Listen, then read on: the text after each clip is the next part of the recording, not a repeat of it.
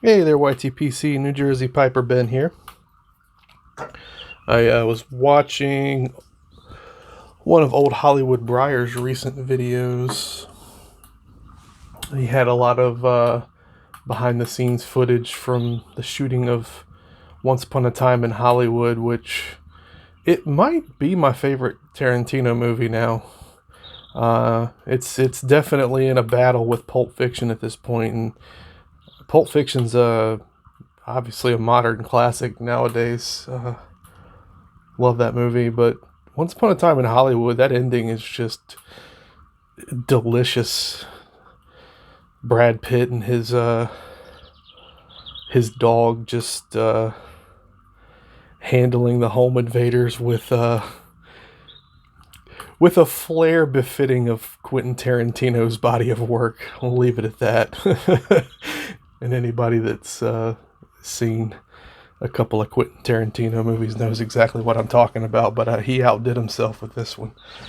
I actually had to rewind at the end of it. I had to rewind it and watch it again because I couldn't process what I'd just seen. But yeah, that was pretty fantastic.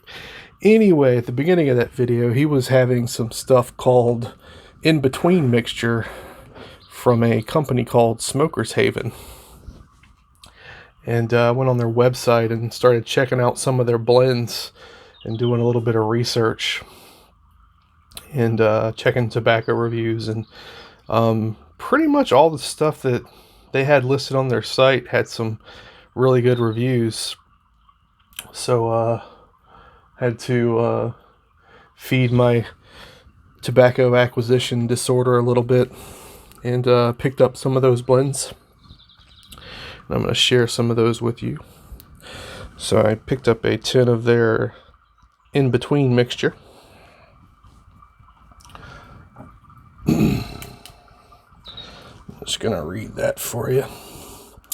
The perfect in-between tobacco when, from the moment you jump out of bed and reach for your favorite briar, till you put it back on the rack and get ready to sleep. Bowlful after bowlful, in between will please you all day. The true purpose of in between tobacco is for our pipe smoking friends who find mild and mellow too bland and our best blend too rich.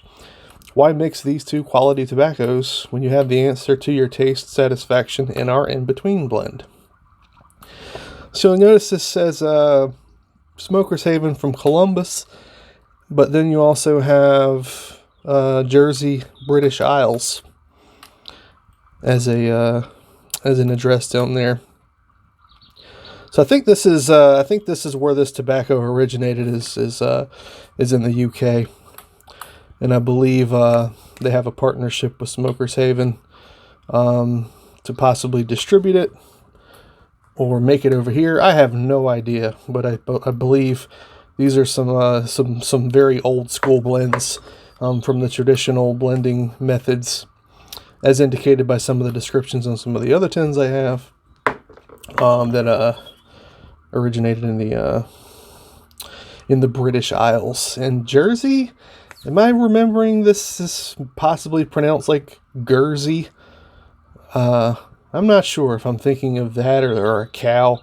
I don't know what the hell's going on in my head right now. But anyway, I bought a tin of the in between mixture, and apparently this metal tin is a limited edition, or at least that's what their site said.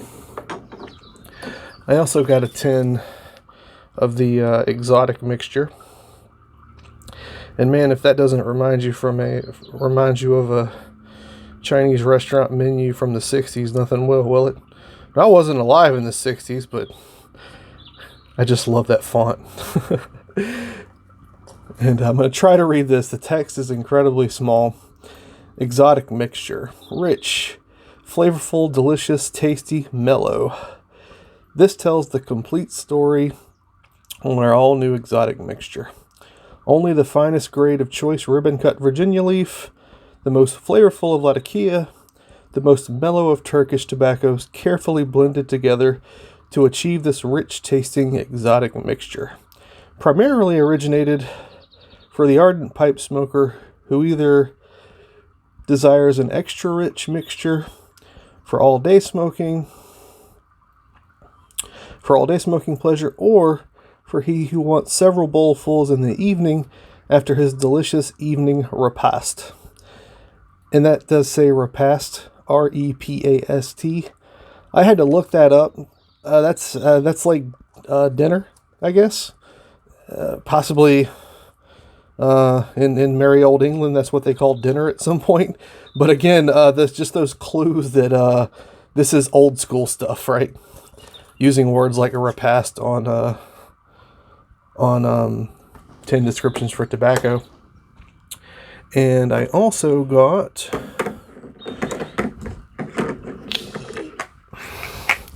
two tins of our best blend, which is their sort of full-bodied house English, basically.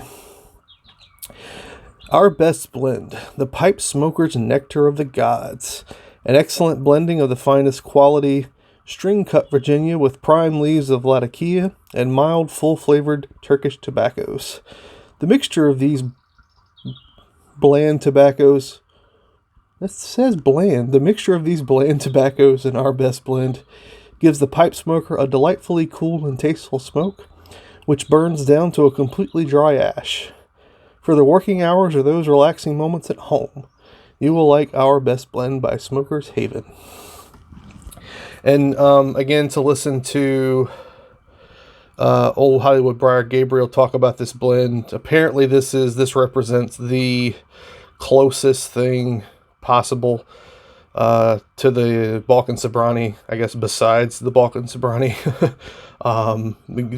Going back to when this blend was first developed and the machinery they used to blend it, the recipe, all that fun stuff. This is supposed to be pretty much as close a match as you can get, besides getting the Balkan Sobranie itself. So, yeah.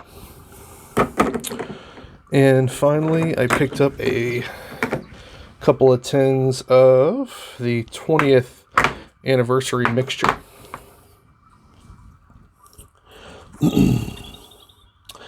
20th anniversary mixture. The methods of the old tobacco blender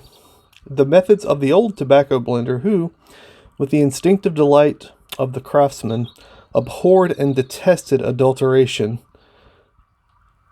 are incorporated in our 1960 addition to our tobacco family. 20th anniversary mixture, refreshing and stimulating for the pipe.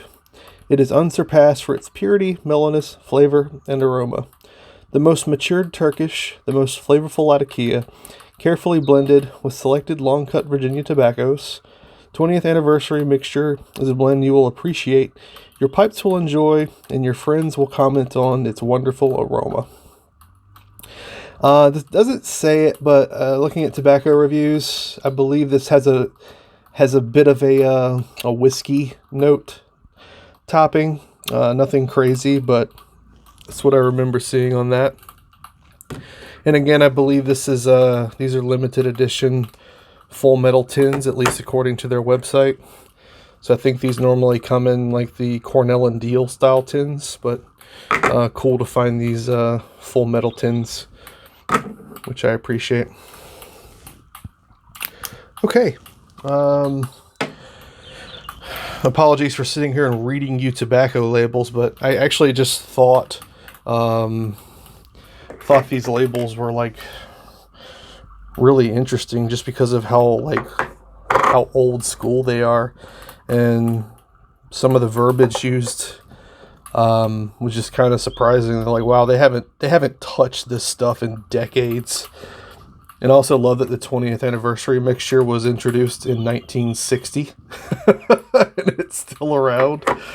So that's really cool. So yeah, looking forward to trying these out. And thanks Gabriel, Old Hollywood Briar, for highlighting the in-between mixture and prompting me to go check this website out. Okay, take care guys.